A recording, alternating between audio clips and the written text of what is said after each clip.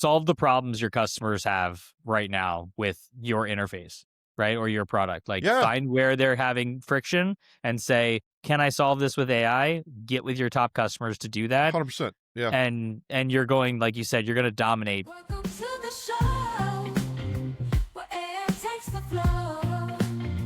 Lee and Rich on the mic. Welcome to the AI Guys podcast, where we make artificial intelligence easy to understand for everyone. I'm your host, Lee Dickson, and as always, I'm joined by the guy who has pitched a perfect game on AI predictions, Rich Swier. How you doing, man? Good, man. Yeah. I knew you were going to say that. Yeah, you did? Oh, Yeah, of course. Because my prediction capabilities. Yeah, this man does not miss. No, And zero. that's actually, Zero. where I want to come in. I know. It's shockingly Uncanny. still surprising as we start to see people sending us like reels, and you pop into LinkedIn and it's like Yep. people from the All In podcast or some of these other sources basically saying like, Yep. hey, let me tell you what's actually happening. And I go, we talked about that Yeah. like 18 months ago. Yep. They're all big fans of our pod. Why are we not speaking at your conferences? Shout guys? out to Shamath. Oh, Maybe- gosh. Yeah. Yeah, big fan of the pod. He's got an AI Guys t-shirt somewhere, right? Probably. Is that in the mail? Probably. We sent it to him. I'm not sure it was the right address. There's a lot of Shamaths in the valley.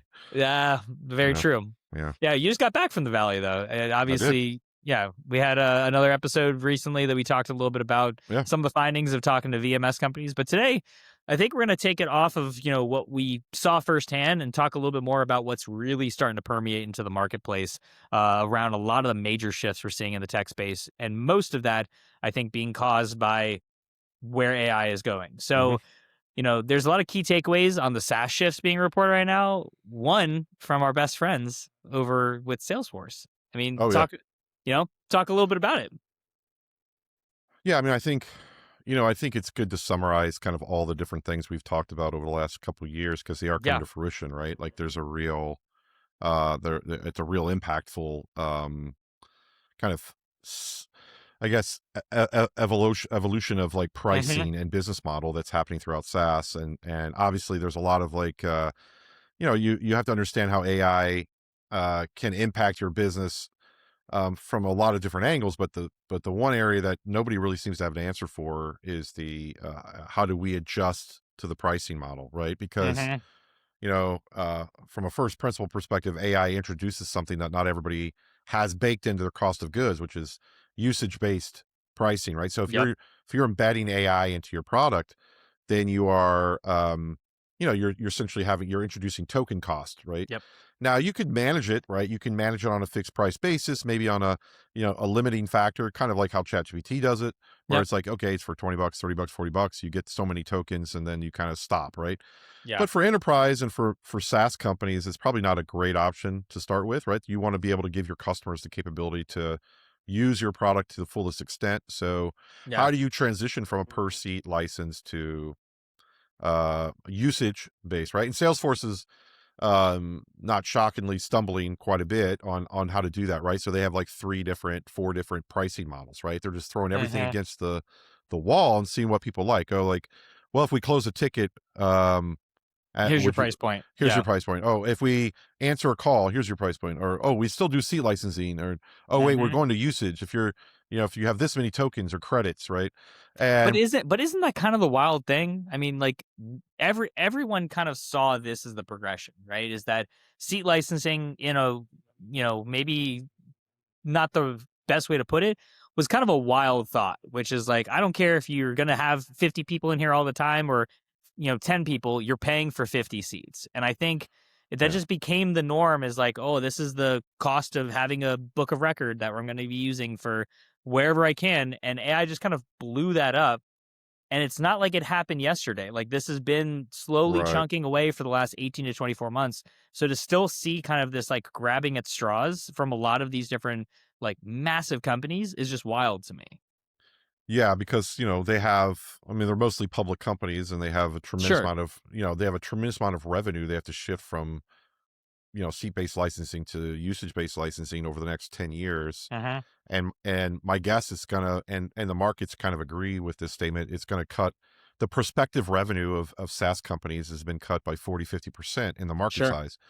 because that's what the market's looking at. The market's saying, what is the likelihood of them hitting their revenue targets and their growth targets in the next 10 years? And, SaaS companies have lost 30, 40, percent of their value this Sure. year, because they don't believe they can make that transition, because they don't believe, which I agree with them, that, that they're gonna have the fortitude to do it, right? Because they're too big. They're It's a just too tough big. decision to make. Yeah. And also, if you're a horizontal player, right, like a HubSpots of the world, or even Salesforce to some degree, you're even a bigger you have a bigger threat, which is people creating or building their own interfaces Mm, to your software. They might keep you as a database, right, a fancy system of record, mm-hmm. but they're probably not going to use your user experience, right? I mean, nobody logs on to Salesforce and goes, "Oh man, Gets this really user excited. experience is, I mean, oh, it's top tier, right? Like, I can't wait to go in there and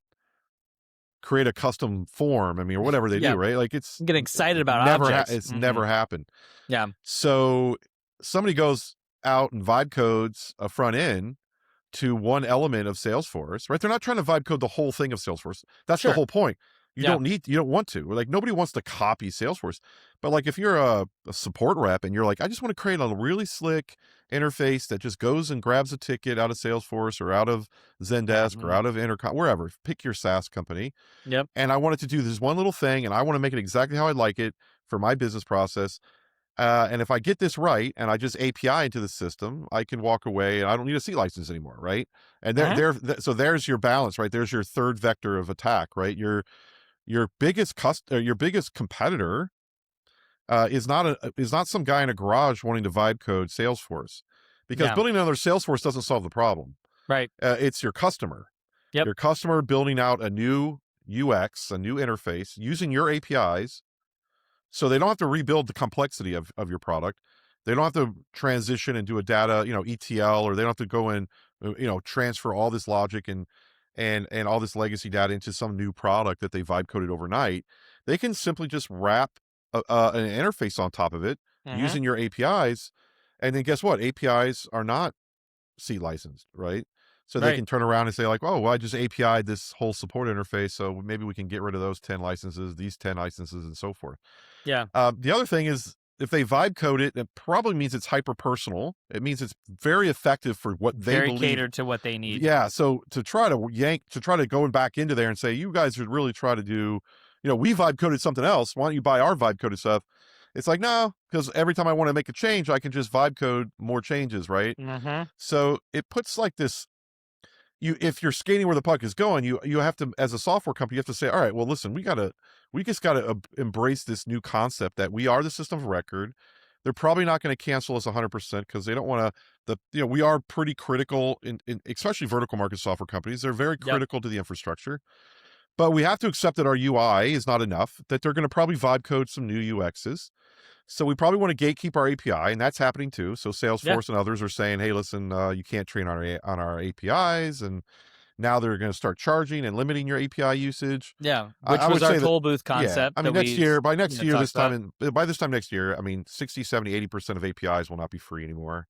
Mm, That's a guarantee. Like, I mean, even Twitter saw and this is not just because of the competitive reach, but also just because of training, yeah. because they don't want the big guys training, making it easy to train off their data. So like, Hmm.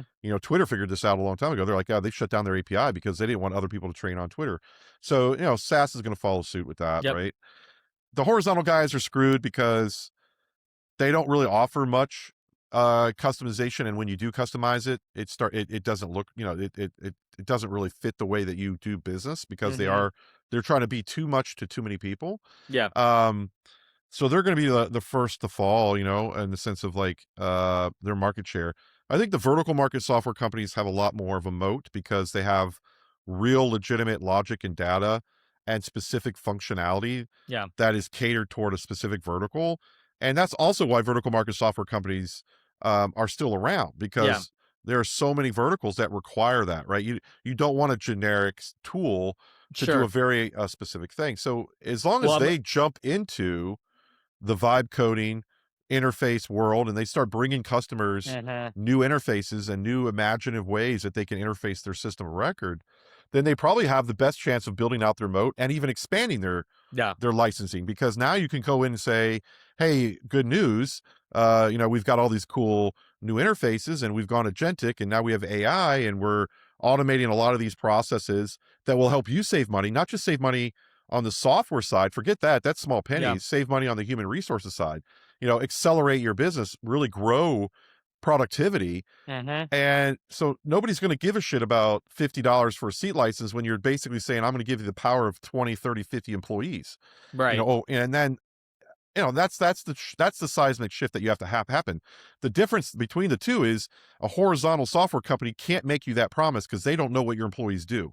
Mhm. A vertical market software company certainly could try to extend their value proposition because they actually do know what your employees do, because Yeah. it's verticalized and specialized. So Well that's the path, that's I a think. big exactly, and that's a big piece, right? Is the fact that in vertical market software, it's so mission critical in a lot of ways, but that does not mean you have a extremely defensible position No, and you can just chill. Like that's the problem that I feel absolutely like not. we're Yeah. seeing out in the market right now is that certain industries absolutely lag on tech Yeah. adoption, which is completely understandable. And that's really where you should be if you're in that kind of space, going out to those customers, Yeah. finding the champions and saying, what will benefit you from what we provide your teams currently? Yeah. And it doesn't Yeah. mean you have to completely rework and just become a PS shop that's building stuff just to solve A, B, and C's problem. But if you're not having that conversation now, in 6, 12 months, you're already going to be too late.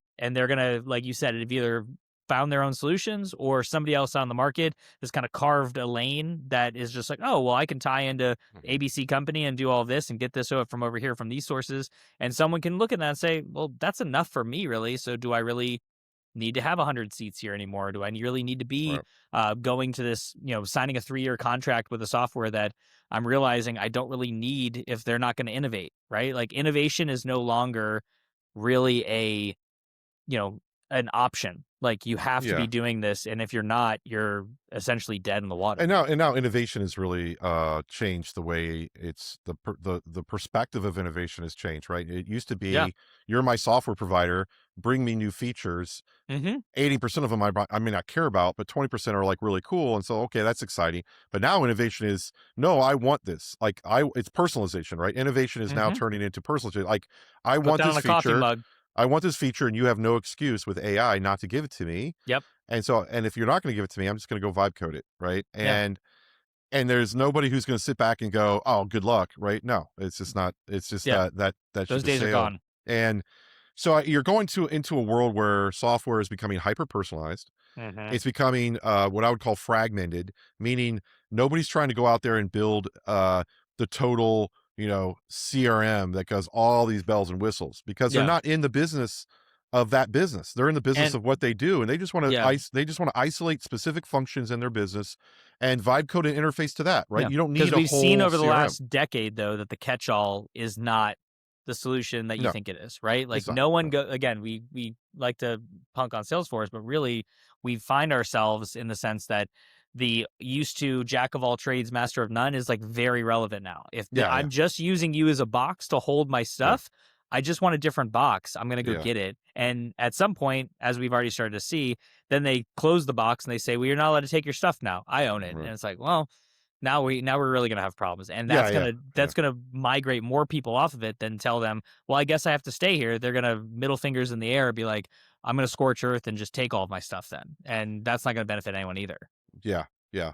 And I think, when you start thinking about, what happens after that, right? So let's just say Right? SaaS companies start to evolve. Yeah. Let's They get the start to, next predictions coming up, Rich. they start That's to what I want. understand that I gotta do right. I gotta give my customers more flexibility. Hmm. Um, I would argue that if Salesforce and they're probably smart, right? Like they're probably thinking about, okay, we got to buy a vibe coding tool. We got to let our customers vibe code new interfaces. They're probably already thinking this way, right? That's, I'm guessing probably within the next 6 to 12 months, you'll see an announcement that says Salesforce acquires X, and X will be a vibe coding platform.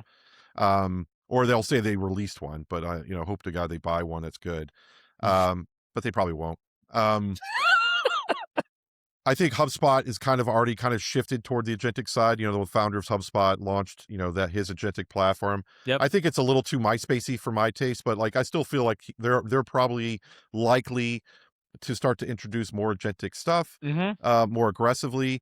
But once It's a dip again, in the innovation pool, so, like, again, I don't yeah, know how much of a I don't know how much of a foundation yeah, there really holds up. Like I honestly think most people use about 30% of what HubSpot does, and that 30% could probably be vibe coded in 2 weeks. And I'm guessing there's probably are 5 or 6 open source projects that vibe coded HubSpot already that you could download and install or use or cloud or mhm, self host. So I mean, I really do think the horizontal players are gonna fight to the end, but they are I really think that they're doomed over the next 5 to 10 years. I just don't see a mhm, world where they exist, because the personalization and the ability to make it your own is just is so dramatically better than confiding into that generic yeah, interface. I think another area where I would argue that there's going to be another vector of attack is that um, there's no reason why the hyperscalers, specifically the model creators, right, the Anthropics, the Open AIs, don't kind of create what I'm going to call kind of the new open source. mm, So think about GitHub and what it did for software, right? yeah, And not just managing teams and deploying software, but you know, from the open source movement, right? Making it available for you to easily go out, grab software, install it.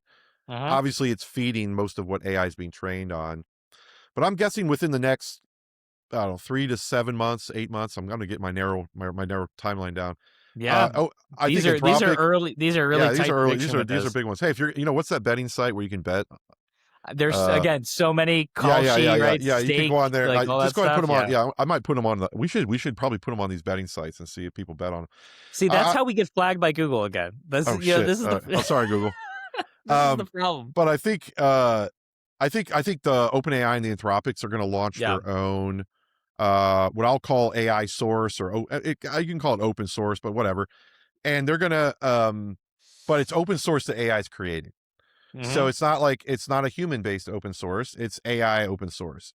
yeah, And they're going to start building out derivative data. They've already started kind of alluding to it, where they've kind of started creating their own browser. They had Anthropic mhm, code a C compiler. You know, they're not they're basically burning tokens to see if AI can write relatively sophisticated software. So my guess right now there is a bunch of, you know, NVIDIA Blackwells cranking away somewhere in the valley or somewhere in Texas or Tennessee, wherever they are, right now rebuilding Salesforce. There's no doubt in my mind that right mm. now there is tokens being burned on like an agentic, you know, Enterprise 20, level. 30, 50 agents just cranking, rewriting Salesforce Yeah, and or rewriting HubSpot or rewriting, you name it, just enter software company here. mhm, Because there's just too it's just too easy. It's just too easy. And so where it gets hard is vertical, right? It gets hard to understand how a mining company works, right? Or it's very hard on how on a diagnostic healthcare company works, right? You get into the mhm. weeds, now you're really, you know, you're inside of the You firewall, need domain right? expertise And that's we gonna help you get yeah, there. yeah, Larry Ellison was talking about this in a recent speech. He's like, listen, all these models are trained on public data, so they're relatively commoditized on that, right? They're very similar, Mhm, some exceptions to the rule, like some chose their path on where they would specialize, like yeah, Anthropic specializes more in code, etc. But where the real meat and where the real like knowledge is inside of the firewall, right? It's private mhm, data. And that includes inside of our heads, right? yeah, So when you think about what's inside of the corporate firewall, that's the vertical knowledge that we're talking about. And that's to some degree shielded, right? AI can't go in and scrape the proprietary data that runs a healthcare company or mhm, runs, you know, any sort of vertical. So there's this interesting concept around like, well, if everything becomes personalized and verticalized, right, then the value of this knowledge becomes much higher.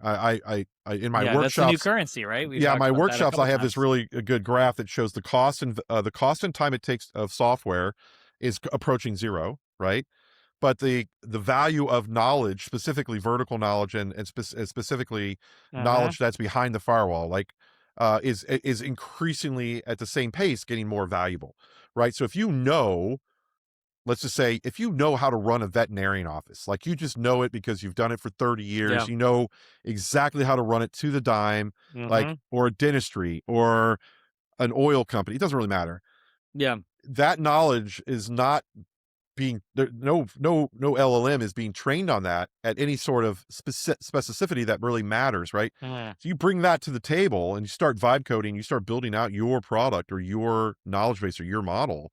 Right. That's hyper valuable, right, to Sure. that market. And I Yeah. don't know how I don't know how the horizontal companies um do that, because there's no it's not like they can go home and be like, it's not like Mark Benioff, for the CEO of Salesforce, can go home, go on ChatGPT and say, hey, build me a real quick, make Salesforce work for dentists, right? And vibe code it, right? Because it's like, well, I don't know anything about how to run those businesses. I might know a little bit, but Yeah. not to the degree that it understands the schematics, the schemas, the processes, the paperwork, the Yep. insurance, all that, everything, right? It's just a Yeah. very It's hard hill to climb. multifaceted, multi-layered, and yeah, it's not something that, to your point, that you're going to create overnight per se, but Right. I do think that the biggest threat for most of these companies is what we've been talking about now for almost 2 years, which is like, inaction is essentially death. Like if you think that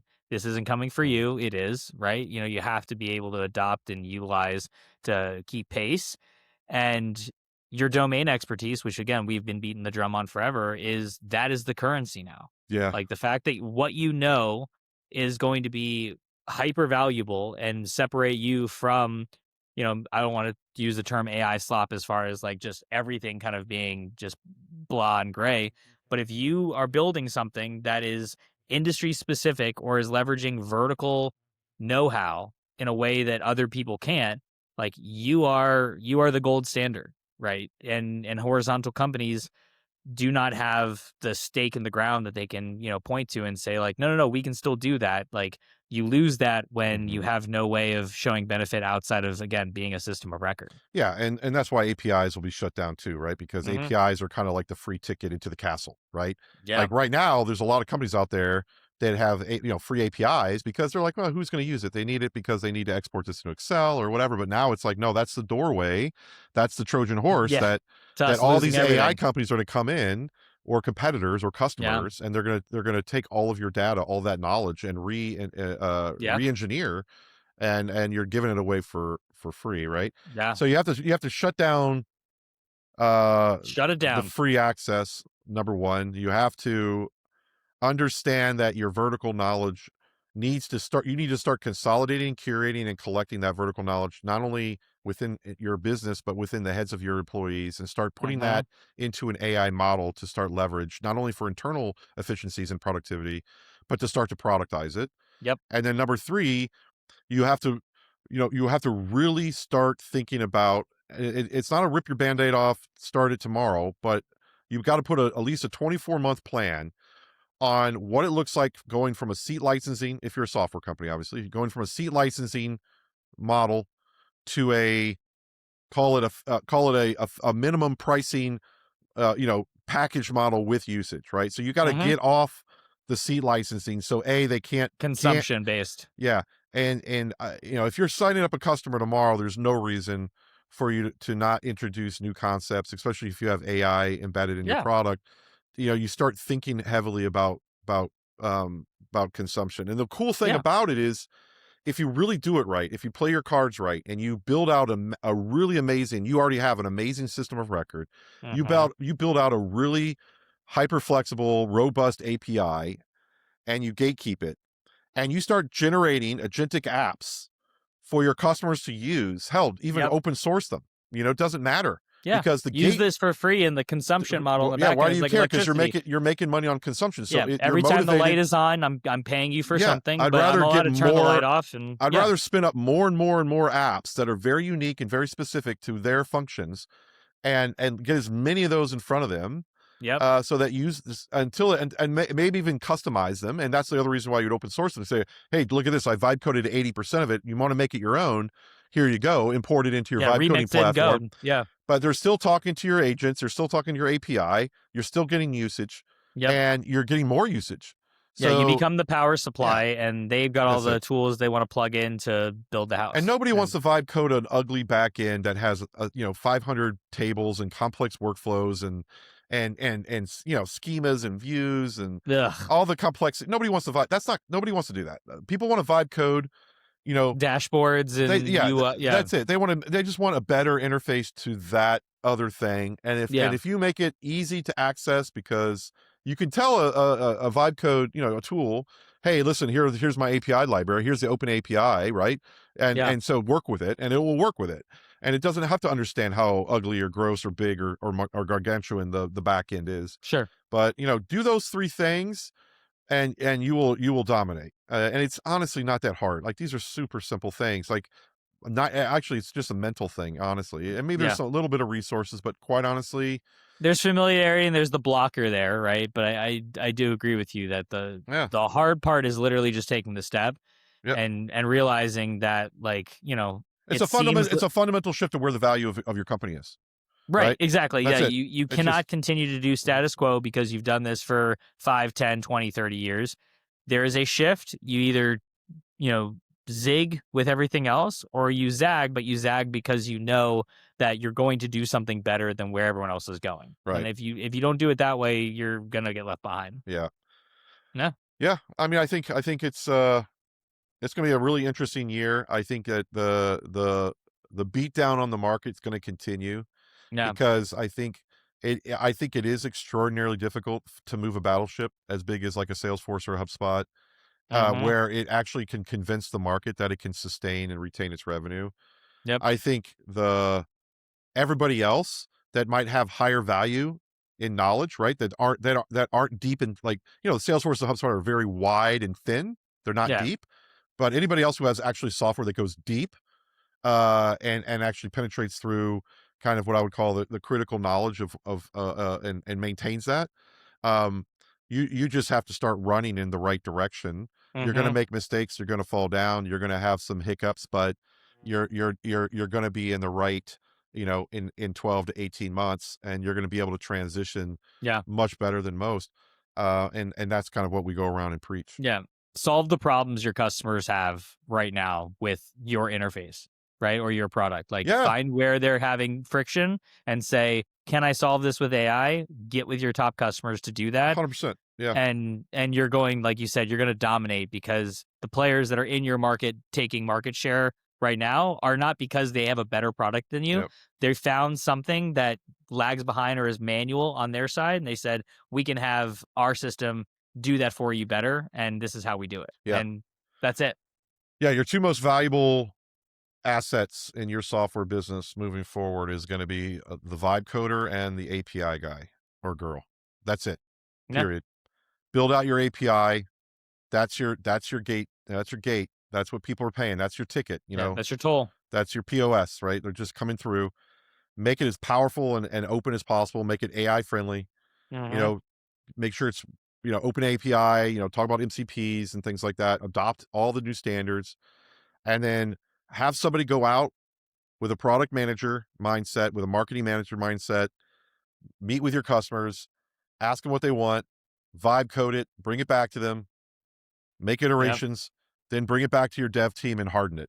Yep. It's not that difficult. It's a Rinse and different way of repeat. thinking, but Yeah. you'll be able to bring so much value and so much modernization to your customers, Yeah. even if your database is DB2 or AS400, and even if you're still running the backend in COBOL or Visual Basic, whatever's behind Hmm. the curtain, just don't talk about. Yeah. Whatever's in front of that API is the future. Yeah, exactly. No, it's great stuff, man. And for everyone listening, thanks again for joining us on this episode. If you haven't already, hit that subscribe button to stay in touch. Also, check out our Substack for more content, which we linked to this episode to continue this discussion. Until next time, stay curious, stay informed, and we'll see you on the next episode. Take care, everyone. Being rich on the